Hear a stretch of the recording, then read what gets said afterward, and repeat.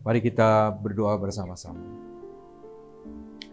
Ya Bapa, Engkau adalah Bapa yang baik, Bapa yang mengasihi kami, Bapa yang selalu campur tangan atas setiap kehidupan kami. Kami mengucap syukur.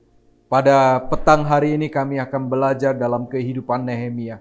Kami percaya bahwa firman-Mu adalah firman yang hidup, firman-Mu yang meneguhkan dan memanggil kami untuk menjadi murid-murid yang setia.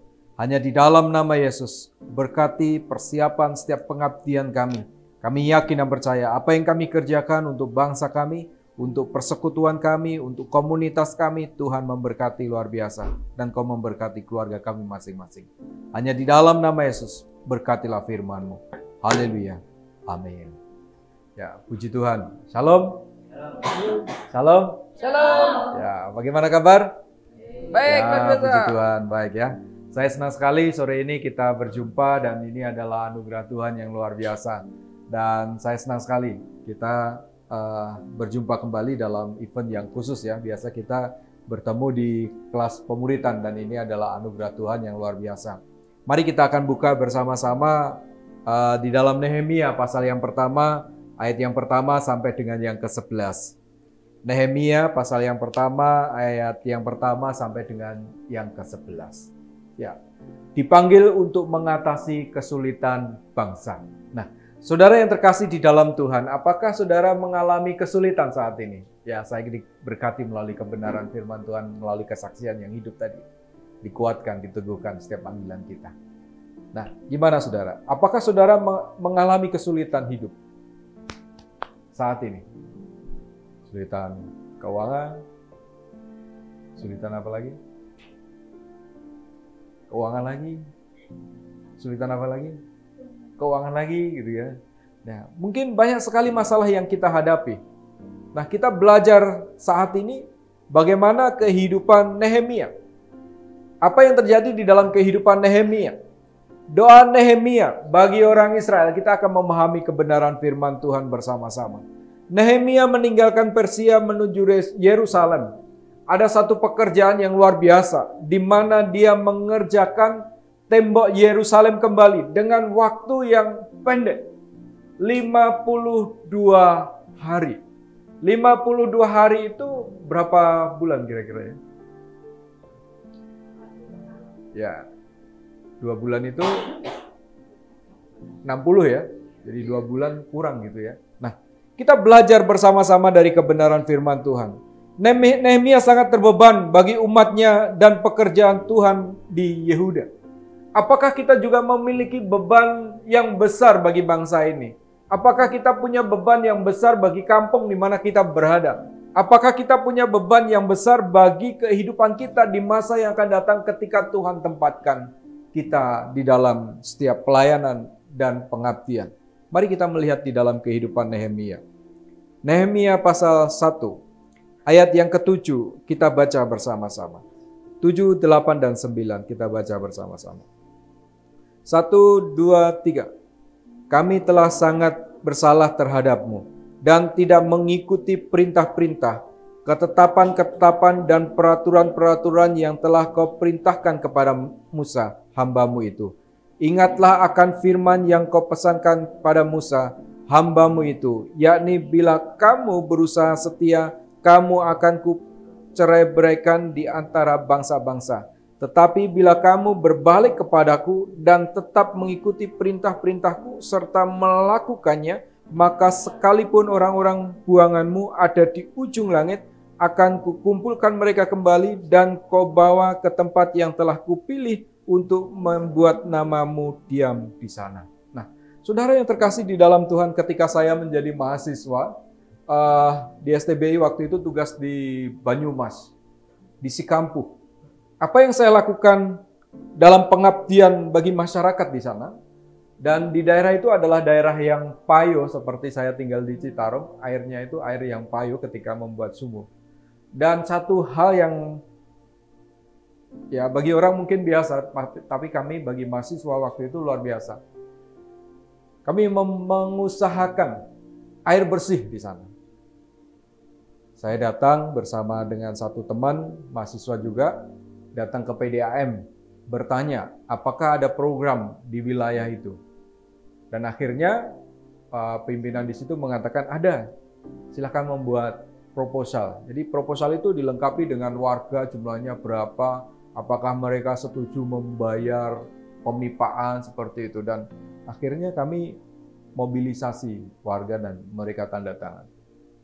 Dan ketika kami berusaha dan puji Tuhan, Tuhan memberkati air bersih di sana. Ya kurang lebih 3 kilo pipa itu dipasang dan masyarakat merasakan manfaatnya.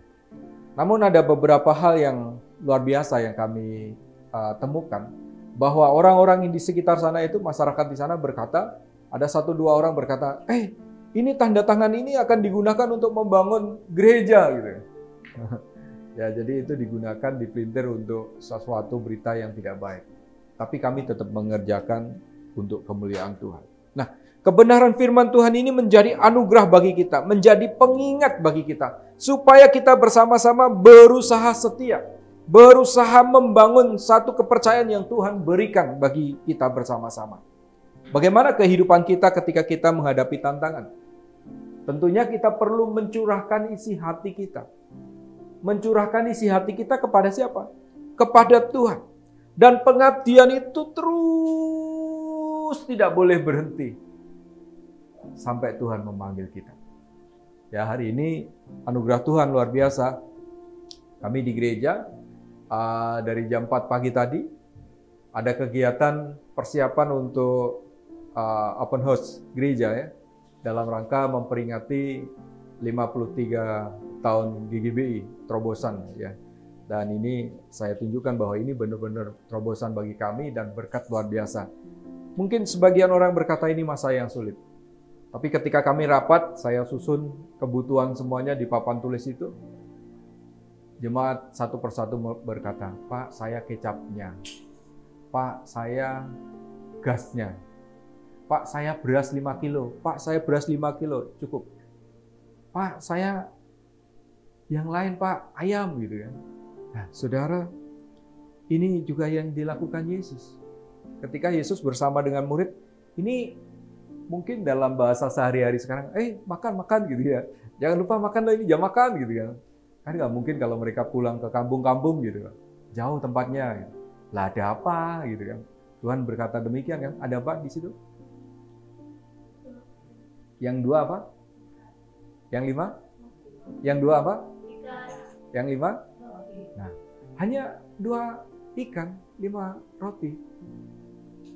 Atau 2 roti, 5 ikan. Sederhana sekali. Orang itu berkata, ini aku punyanya ini. Dan kita bersama-sama belajar dari kehidupan Nehemia ini. Dia punyanya apa? Dan dia punya tekad yang besar untuk menyelesaikan satu pekerjaan yang besar. Saya sama Pak Joyce beberapa waktu lalu mengerjakan prospek pengaspalan STBI ya Pak Joy ya. Dan sampai sekarang belum cair gitu. Saya terus telepon mereka. Minggu depan Pak Joy, mujizat terjadi Pak. Minggu ini ya. Dan saya percaya, tulus kita kerjakan. Tulus. Nah, di dalam kebenaran firman Tuhan ini ada anugerah Tuhan luar biasa. Di dalam doanya Nehemia, kita bisa melihat di sini ayat yang ke-6. Berilah telingamu dan bukalah matamu dan dengarkanlah doa hambamu. Ini Nek, enggak dekat itu enggak berani berkata demikian. Berilah telingamu. Ini kalau bahasa sehari-hari apa yang terjadi? Upengmu ki rungokno gitu kan. Bener enggak? Iki karo Gusti Allah ini tuh ada. Sama Tuhan. Dikatakan bukalah matamu gitu. Kalau bahasa yang dekat sekali apa? Bukaan matamu iki lho deloknaku gitu kan. Ini benar Saudara. Yang dilakukan Nehemia. Dia sangat dekat sekali dengan Tuhan dan dengarkanlah doa hambamu. Kira-kira Saudara berani nggak berkata demikian? Mas Diki berani? Pak Joyce berani berkata demikian. Ini contoh bagi saya dan saudara. Ia mencurahkan isi hatinya kepada Allah. dalam puasa dan doa yang disertai banyak air mata karena kesulitan yang diderita. Ini anugerah Tuhan luar biasa. Ini contoh yang luar biasa yang Tuhan berikan bagi kita. Sehingga kita patut meniru kehidupan Nehemia di sini. Doa. Doa itu satu arah apa dua arah? Doa itu dua arah. Jangan satu arah. Nah, percakapan saya dan saudara ini satu arah. Tapi komunikasi yang benar dua arah. Halo Pak Joyce. Nah, dua arah. Saya menyampaikan pesan, Pak Joyce menjawab pesan. Nah, bagaimana dengan doa kita? Apa yang terjadi sesungguhnya di dalam doa-doa kita? Kita berdoa, Tuhan tolonglah saya. Amin. Kita pergi. Apakah kita memberi kesempatan Tuhan ngomong? Berarti masih satu arah. Kita belajar dua arah. Saya belajar dua arah. Saya mengajari jemaat di Citarum, belajarlah berdoa dengan dua arah. Loh, Pak, bagaimana dua arah itu? Ya setelah berdoa, diamlah. Diam sejenak. Biarlah Tuhan berbicara. Biarlah Tuhan memberi hikmat bagi kita melalui firman Tuhan atau perkataan langsung dari Tuhan. Dan anugerah Tuhan luar biasa.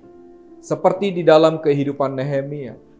Waktu 52 hari itu bukan waktu yang panjang. Tetapi pasti dengan perhitungan yang luar biasa. Nah, mari kita akan bersama-sama belajar di dalam kehidupan kita. Dan beberapa waktu lalu ketika saya melayani pekerjaan Tuhan, saya sering waktunya tidak panjang juga. Tetapi membuahkan hasil yang baik. Nah, kalau orang menilai 52 hari dalam kehidupan Nehemia ini, wah, nggak mungkin. Pasti orang akan menilai sisi buruknya. Wah, ini memaksa dipaksa gitu. Dalam waktu singkat ini kok bisa, nggak mungkin ini gitu kan. Tapi Nehemia ini orang yang sangat-sangat cakap sudah. Dia membangun relasi dengan raja-raja di sekitarnya. Dia minta izin, menulis surat. Nah, itu sangat baik komunikasi. Saya belajar dalam kehidupan Nehemia untuk membangun jaringan. Orang menilai kita buruk nggak apa-apa. Tetapi yang sangat penting kita dengan Tuhan. Mbak Jus ya, saya dinilai miring itu biasa. Ya, sesungguhnya itu anugerah Tuhan luar biasa. Bahwa level kita lebih dari mereka. Kepercayaan yang Tuhan berikan bagi kita, peganglah itu. Seperti di dalam kehidupan Nehemia. Sangat dekat dengan Tuhan. Sangat dekat dengan Tuhan. Tadi malam saya berdoa, jam 11 lebih 5 menit itu saya naik altar. Selesai jam 1, ada teman itu ya masuk, Mas masih di altar? Ya. Kalau laki-laki saya balas, kalau perempuan ya saya balas. Ya masih di altar, gimana? Tolong doakan ini Mas. Nggih, yuk berdoa. Benar saudara, tadi pagi ada anugerah Tuhan luar biasa. Kebutuhan dia, ada jemaat yang memberikan. Saya bertanya, kamu di altar menyampaikan pesan butuh duit enggak? Enggak. Tapi Tuhan menolong. Tadi kami mengadakan kegiatan bagi makan tadi. Dan cuaca itu mendung. Panasnya luar biasa, tapi Tuhan izinkan mendung. Dan sinar matahari tidak membuat kulit kami gosong atau sudah hitam. Itu berkat luar biasa. Pagi tadi jam 4 itu sudah mendung gelap. Saya lihat karena jam 4 sudah ada yang ketuk pintu untuk masak dan sebagainya. Saya bukakan pintu, saya lihat di atas, aduh gelap ini. Tuhan tolonglah kami. Kedekatan kita dengan Tuhan itu sangat baik. Kedekatan saudara dengan Pak Age sangat baik. Kedekatan saya dengan Pak Joyce, kedekatan saya dengan semuanya itu sangat baik. Suatu saat kita akan saling membutuhkan. Jangan pernah melempar, kalau melempar kacang atau duit di depan kita nggak apa-apa, tapi jangan pernah memasang ranjau di sekitar kita. Suatu saat kita akan butuh. Dan kalau kita melempar itu, kita yang nginjak. Waduh, ciloko gitu ya. Apakah di dalam kehidupan Nehemia tantangannya juga ada? Ada sih. Dan ini menjadi peringatan bagi saya dan saudara ketika kita bersama-sama berbakat dan menggunakan bakat kita untuk menjadi pemimpin, kita harus persiapkan dari sekarang. Dari sekarang. Sehingga bakat itu akan memberikan satu keberanian di dalam kehidupan kita. Dan keberanian itu menghasilkan sebuah ketekunan. Ketekunan. Saya bukan orang yang pandai. IPK saya sangat rendah sekali. Tetapi saya belajar berani, saya belajar tekun. Komunikasi tekun dengan para pejabat di Kota Semarang maupun di provinsi. Belajar komunikasi terus. Komunikasi terus. Dan itu tidak mudah. Dan terus belajar. Berproses, tidak boleh berhenti. Sehingga itu akan mengandalkan satu berkat luar biasa. Dan jangan lupa, andalkan doa. Doa ini yang harus kita lakukan ketika kita bersama-sama memulai. Saat kita memulai sesuatu apapun yang kita kerjakan, kita harus berdoa. Berdoa. Dan saat kita mengerjakan 1, 2, 3 program yang kita plankan, kita harus berdoa. Dan setelah selesai, kita pun berdoa. Dalam kehidupan Nehemia, ini ada anugerah Tuhan yang luar biasa. Dikatakan, yang sekarang kupanjatkan kehadiratmu siang dan malam bagi orang Israel. Hamba-hambamu itu dengan mengaku segala dosa yang kami, orang Israel, telah lakukan terhadapmu. Adakah di antara saudara yang tidak berdosa? Saya orang berdosa. Saya akui saya orang berdosa. Tetapi apakah Tuhan selalu melihat akan kesalahan kita? Enggak. Tuhan sangat sayang bagi kita. Tuhan sangat sayang bagi kita dan terus memberi kesempatan bagi kita. Belas kasihan yang Tuhan berikan bagi kita. Dan compassion itu harus terus ada di dalam hidup kita. Dan itu terjadi dalam pribadi Allah. Kita memperoleh belas kasih Tuhan. Gunakanlah itu sehingga kita bersama-sama menjadi hamba-hamba yang diberkati oleh Tuhan. Doanya meliputi pengakuan dosa. Kita perlu mengaku dosa di hadapan Tuhan. Kalau di gereja, pendeta itu lebih mudah jatuh dalam dosa. Kan altar itu tinggi ya, puji Tuhan, altarnya sini tidak tinggi. Kalau tinggi begini ya, saudara, saya lebih mudah melihat saudara. Ada yang pakai bikini, begini, atau begini. Dari altar itu lebih kelihatan. Nah, seat itu udah jatuh. Mau khotbah aja ingat kamu gitu kan. Itu dosa. Itu pun pernah terjadi dalam diri saya. Saya akui. Dan saya mengaku di hadapan Tuhan. Tuhan ampuni saya. Kayak saya sampaikan di gereja. Saudara kalau ke gereja jangan pakai rok mini. Kalau saudara ingin jatuhkan saya, telanjang aja di depan saya. Saya pernah sampaikan itu. Dan puji Tuhan, sekarang tidak ada yang pakai rok mini. Adanya buruk mini di tempat saya. Nah, saudara yang terkasih dalam Tuhan, kita saling menjaga satu dengan yang lain. Bagaimana kontribusi Nehemia dalam mengatasi persoalan bagi bangsa? Pengakuan akan dosa dia utarakan. Pengakuan akan dosa bangsa Israel, dia utarakan.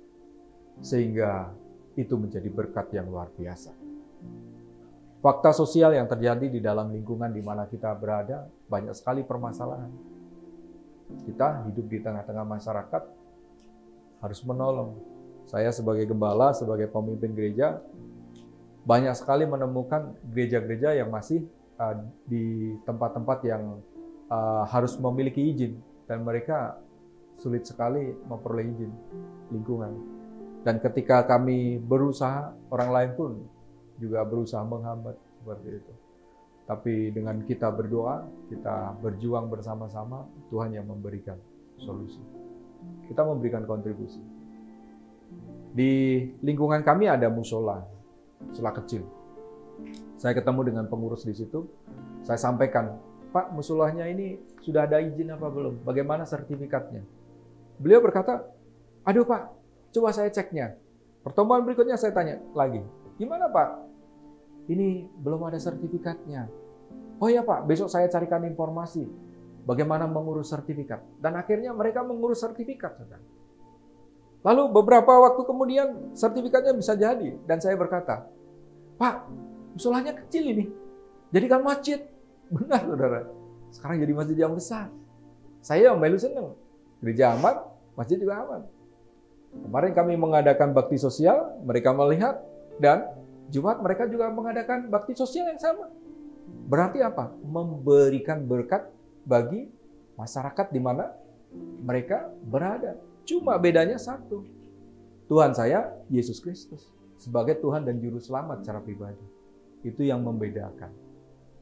Dan perlindungan Tuhan nyata. Dan anugerah Tuhan luar biasa. Sehingga kami membangun hubungan yang sangat baik. Di tengah-tengah masyarakat.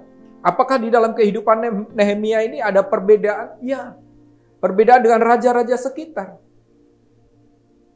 Dan dia tetap konsisten membangun komunikasi. Bagaimana dengan saudara ketika nanti saudara diutus menjadi utusan Injil? Ketika saudara bekerja di pemerintahan ataupun di lembaga-lembaga di mana saudara berada? Apakah kita akan terus menjadi berkat? Saya percaya. Saudara adalah murid-murid Yesus yang sangat baik. Jadilah berkat itu. Fakta sosial yang ada. Tambah beban pekerjaan. Tambah kehidupan pengeluaran yang besar ketika membangun tembok Yerusalem. Namun Nehemia tetap fokus mengerjakan bagiannya untuk melayani pekerjaan Tuhan. Kontribusi nyata. Sampai saat ini, saudara sebagai seorang mahasiswa, apa kontribusi saudara bagi bangsa ini?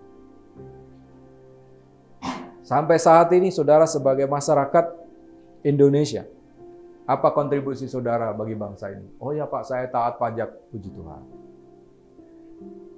Nah, mari kita akan terus belajar dalam pengabdian diri kepada masyarakat. Saudara adalah mahasiswa. Dan ketika saudara menjadi mahasiswa, di situ saya yakin dan percaya, saudara memiliki komitmen dalam pengabdian masyarakat. Dalam praktek-praktek, saudara menjadi berkat bagi masyarakat. Dan ini adalah anugerah Tuhan luar biasa. Ketika kita memahami di dalam doa Nehemia ini, dia menyerukan berbagai pergumulan-pergumulan yang sangat berat atas kehidupannya. Dia menunjukkan sebuah integritas yang sangat baik. Sehingga dia menunjukkan kontribusi yang nyata atas kehidupan kita. Nah, 6 bulan yang lalu, saudara, saya ingin punya bisnis yang besar dan mengembangkan usaha yang besar. Gitu. Saya ketemu dengan seseorang, lalu kami berkomunikasi sebagainya, dan akhirnya kami join. Dan puji Tuhan, ternyata ditipu juga ya. Saya pernah cerita sama Diki, 33 juta. Hilang uang itu. Dalam 2 hari saya stres berat ya, karena itu uang yang besar dan harus saya gunakan dengan baik sesungguhnya. Dan, waduh, saya 2 hari penyesalan saudara, karena uang itu hilang. Itu fakta, itu nyata. Saya cerita kepada istri saya berkata, ya kamu belajar bertanggung jawab atas uang itu. Dan saudara yang terkasih dalam Tuhan, saya ingin mengembangkan bisnis mall seperti itu. Dan rupanya Tuhan tidak izinkan ya, terjadi penipuan dan sebagainya. Lalu kami kembangkan sesungguhnya ekonomi sema dan lebih kepada UMKM. Tapi ketika kita mengembangkan UMKM ini ada satu berkat yang luar biasa ketika jemaat-jemaat ini memperoleh penghasilan yang lebih, 10%-nya masuk ke gereja, otomatis gereja akan meningkatkan perekonomian. Dari pandemik sampai sekarang, gereja meningkat perekonomian karena jemaat ini usahanya ini sangat bagus. Saya pengen juga mengembangkan itu sesungguhnya karena sudah berkembang, pengen lebih seperti itu. Dan rupanya tidak diizinkan oleh Tuhan. Ya, saya nangis. Saya cerita sama Pak Age juga. Saya stres waktu itu. Tapi saya diingatkan, berserah kepada Tuhan. Pasti uang itu akan kembali. Dan saya bersyukur, setahap demi setahap uang itu kembali kepada saya. Walaupun tidak melalui orang ini. Boys PN. Dan Tuhan ngasihkan kembali. Dan saya berkomitmen kalau uang itu kembali, saya akan bangun gereja saya. Dengan budget, dengan jumlah yang sama.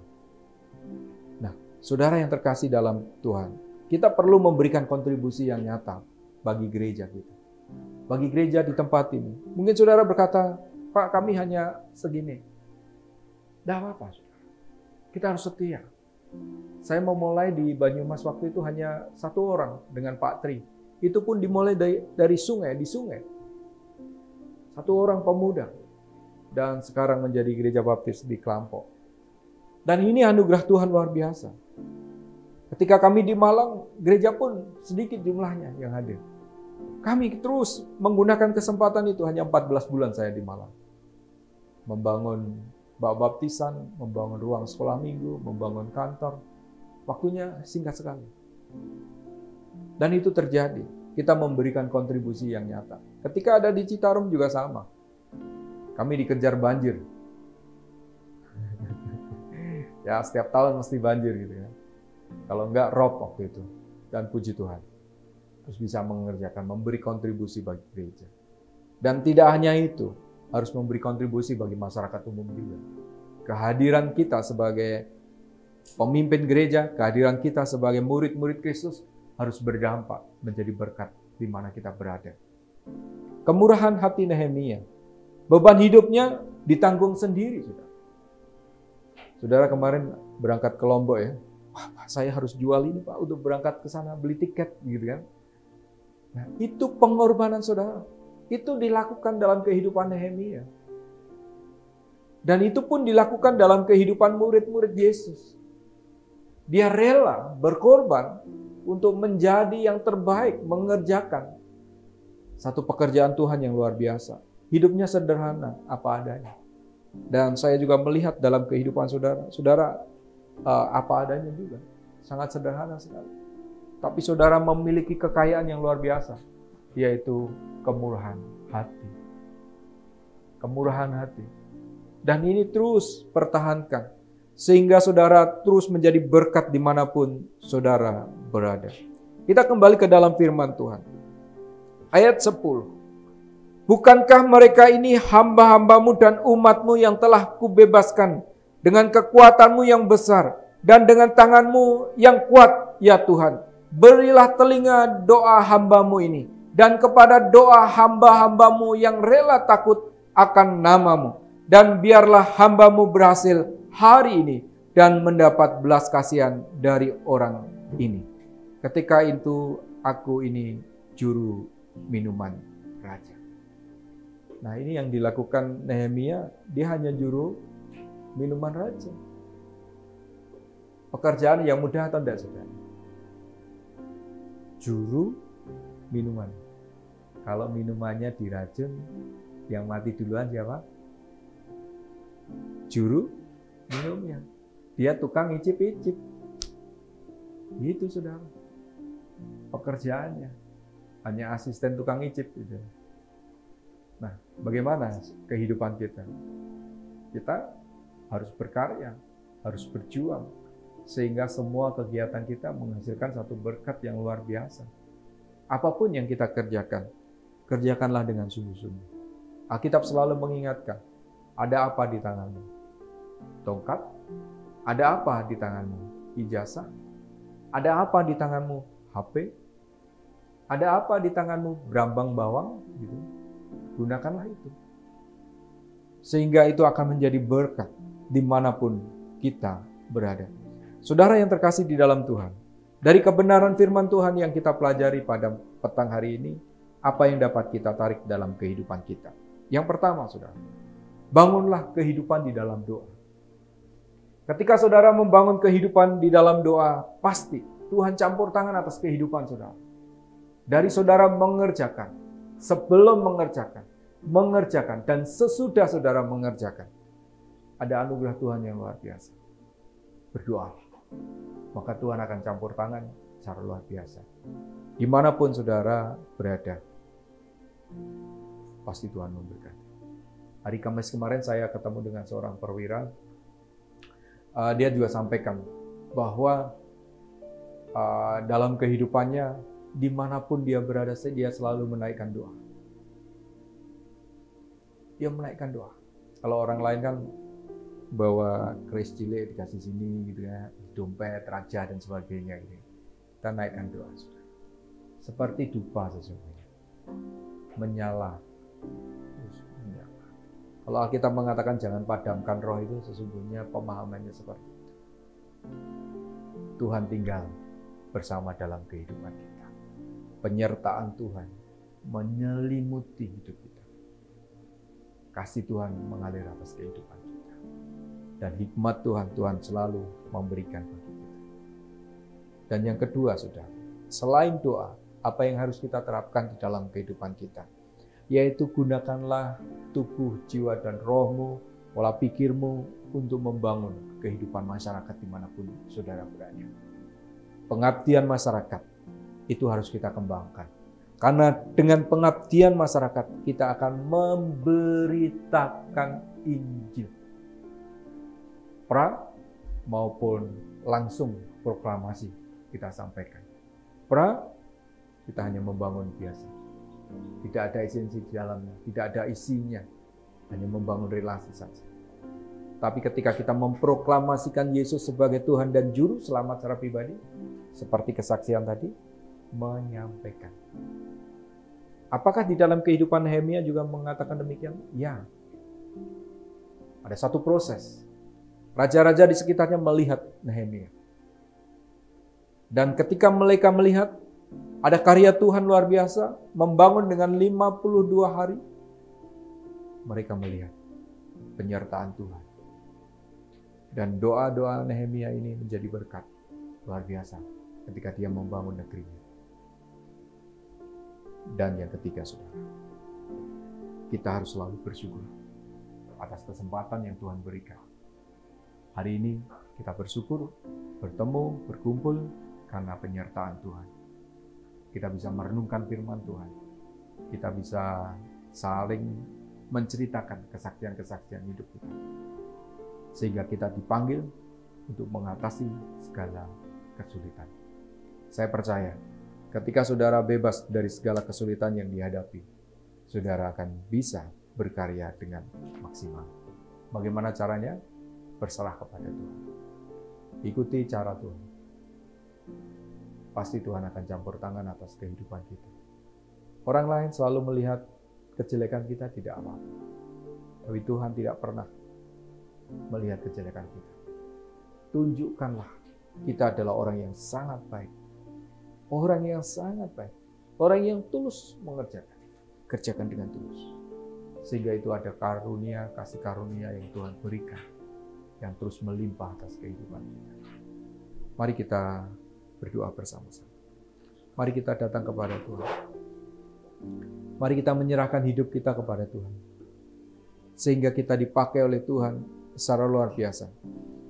Seperti di dalam kehidupan Nehemia. Menjadi berkat dimanapun Tuhan letakkan bagi kita. Pak Joyce akan berdoa atas firman Tuhan.